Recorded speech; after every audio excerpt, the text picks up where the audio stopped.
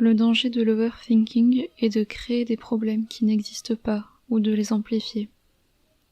Les ados-filles ont beaucoup plus de sources de préoccupations que les garçons, des préoccupations difficilement solvables telles que leur apparence physique, leurs relations amicales, leur sécurité, leur avenir, les problèmes rencontrés par leurs copines ou leur famille, leur image personnelle.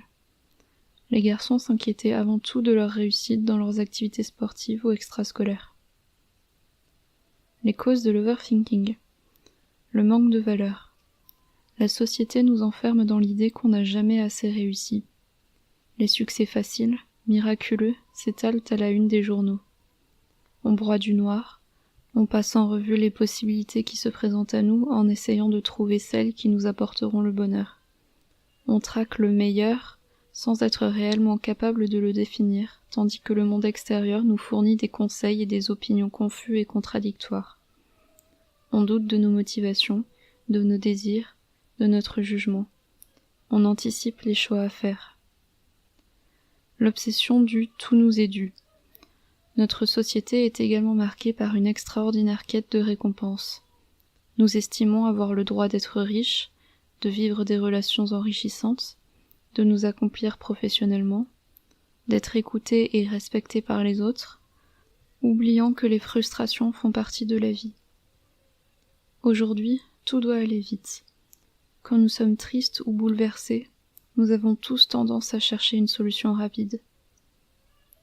La culture du nombril.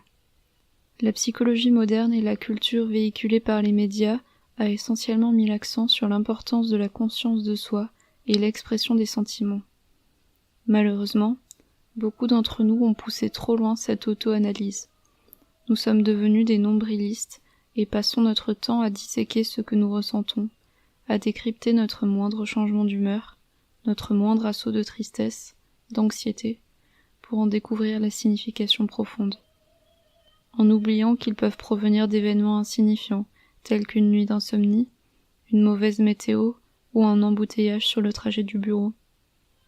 Un psychologue a découvert qu'il suffisait que les participants à l'une de ses études trouvent un billet d'1$ sur le plancher de son laboratoire pour modifier immédiatement la perception de leurs propres humeurs. Par exemple, au lieu de nous dire « Mon patron est irrité ce matin, peut-être a-t-il des problèmes financiers, familiaux ?» nous avons tendance à penser qu'il nous en veut, que notre travail ne lui convient pas. À force d'accorder aux petits dérapages de la vie quotidienne une trop grande importance, nous finissons par guetter le moindre signe d'un problème à venir. Cette incapacité à aller de l'avant, cette paralysie, ce manque de confiance et d'estime de soi, se rencontre fréquemment chez les victimes de traumatismes. Elle n'arrivera à s'accepter que le jour où elle cessera de refouler les maltraitances subies.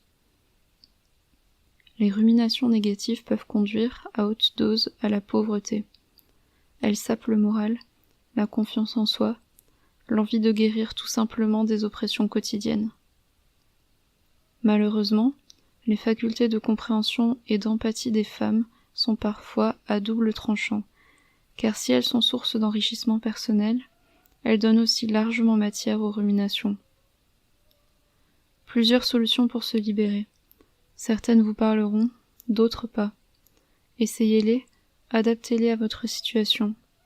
Si, malgré tout, vous vous surprenez à penser « ça ne marchera pas, je ne suis pas assez motivé », dites-vous bien que ce n'est pas votre propre moi qui s'exprime, mais vos sentiments négatifs. Comme solution à court terme, faire une pause. Lisez, sortez, aidez les autres, jouez avec des enfants en bas âge, regardez un film comique, allez vous promener dans un site agréable, écoutez votre musique préférée très fort. En cas d'overthinking nocturne, sortez de votre lit et lisez un livre agréable. Comprenez que les autres gagneront la bataille si vous continuez à ressasser un conflit. Comme solution à long terme, prendre de la hauteur. Décider activement de ne pas se positionner en tant que victime. Prendre mes responsabilités et agir comme bon me semble. Lorsque vous êtes de mauvaise humeur sans raison apparente, cessez d'imaginer le pire. Posez-vous d'abord quelques questions de base. Ai-je passé une bonne nuit ? Est-ce que j'ai faim ? Vais-je bientôt avoir mes règles? Si vous répondez oui à une de ces phrases, interrompez le cours de vos ruminations et allez faire autre chose. Mangez, faites une sieste, détendez-vous. Une alternative, apprendre à apprécier votre situation ou la changer. Accepter ces incertitudes. Les overthinkers doutent davantage de la qualité de leurs idées. Ils sont plus réticents à les dévoiler, à s'investir. Ils n'en finissent pas de répéter qu'il leur faut du temps pour réfléchir, davantage d'informations, etc. Les non-overthinkers assument l'éventualité d'un échec. Cependant, ils préfèrent agir plutôt que de ne rien tenter. Elle n'a pu sortir de sa détresse et de ses pensées négatives qu'en pardonnant à son père. L'accepter et vivre avec. Pardonner signifie abandonner toute idée de revanche. Comment sortir des ruminations de « tu devrais ».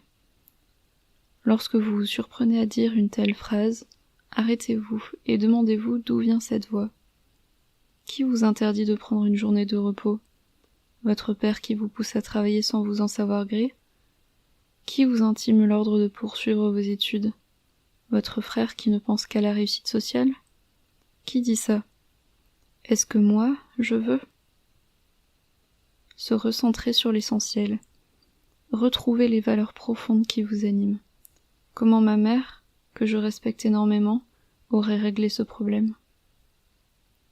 Faire un premier pas vers l'action. Faites une démarche, même petite, pour commencer à régler vos problèmes. Convaincue que prendre ce poste la rendra malheureuse et provoquera chez elle des poussées permanentes d'overthinking, elle repousse l'offre. Parfois, il vaut mieux éviter les situations qui vous poussent à ruminer. Il faut peser le pour et le contre, mesurer les bénéfices réels qu'elles peuvent vous amener, au lieu de vous jeter tête baissée dans ce qui vous minera le moral au quotidien. À chaque fois qu'elle se sent plus fragile, elle sort sa liste de choses qui peuvent la distraire quand elle se sentira replongée. Jouer au tennis, appeler sa sœur, etc. Et elle se livre à une activité qui lui fait du bien. Peu à peu, sa vie redevient plus positive. Elle a retrouvé l'estime d'elle-même. Toutes les formes de psychothérapie ont en commun qu'elles nous fournissent un moyen de comprendre notre vie et nos sentiments. S'il est utile de temps en temps de faire le point sur son couple, la réflexion systématique et incontrôlée fait plus de mal que de bien. Tais-toi, culpabilité. Je ne te laisserai pas me gâcher la vie plus longtemps. Si vous vous montrez moins avide de signes d'affection, il est probable que l'autre devienne plus détendu avec vous. Mieux vaut une maman épanouie qu'une maman qui sacrifie son travail à contre-cœur. Notre obsession de solutionner rapidement le moindre problème favorise également l'overthinking en matière d'éducation. Lorsque notre fils a des difficultés à s'intégrer dans une école, on l'inscrit ailleurs immédiatement sans lui donner le temps de dépasser son handicap. S'il a des problèmes comportementaux, on se dépêche d'y apposer un diagnostic avant de lui faire donner des médicaments. Par peur qu'il se drogue, on l'abrutit d'activités extrascolaires pour l'occuper au maximum. Si notre fille semble mal dans sa peau, on lui achète un cadeau pour vaincre son hostilité au lieu de l'apprivoiser. On se réfugie dans la quête du palliatif et, forcément, à terme, on rumine parce qu'ils ne ressemblent pas à ce qu'on attend d'eux. Certaines personnes paraissent incapables de reconstruire une image positive d'elles-mêmes. Alors, elles errent pendant des années à la recherche d'une stabilité professionnelle, sans parvenir à trouver la profession qui pourrait les épanouir. Elles soignent leurs blessures en changeant fréquemment d'emploi ou en ne vivant que pour leurs heures de loisirs. Au bureau, elles sont malheureuses et nettement moins productives que les autres. À la maison, elles refoulent leurs frustrations sans pouvoir chasser la peur du lundi matin. Quelles sont les choses que je veux savoir avant de quitter le cabinet, l'entretien, le rendez-vous? Que demanderaient mes amies si elles étaient à ma place? Comme les femmes ne supportent pas l'idée d'ennuyer les autres avec leurs doutes et leurs inquiétudes, elles les passent sous silence, et c'est le cercle vicieux. Elles les ressassent de plus en plus, s'en veulent de n'avoir rien dit, et finissent par dramatiser le problème au maximum. Dites ce qui vous passe à l'esprit au moment où votre overthinking vous envahit. Le culte de la jeunesse. Nous choisissons comme modèle des gens immatures, dénués de valeurs profondes. Nous avons trop tendance à être attirés par les paillettes, par le monde superficiel du sport ou du show business. Rien de tout cela n'est susceptible de nous aider à construire des bases philosophiques ou spirituelles, pourtant si utiles dans l'existence. En tant que consommateurs, nous avons la liberté de choisir de regarder des programmes télé ou d'acheter des livres plus en accord avec nos principes. Rosanna a annoncé à son personnel qu'à partir de maintenant, elle répondrait à chaque jérémiade par une suggestion constructive. Au début, tout le monde a été décontenancé, mais en 2 semaines, l'ambiance des réunions hebdomadaires a changé. Le négativisme ambiant s'est mué en enthousiasme. Imaginez le climat qui pourrait régner dans la société si l'on se comportait tous comme Rosanna.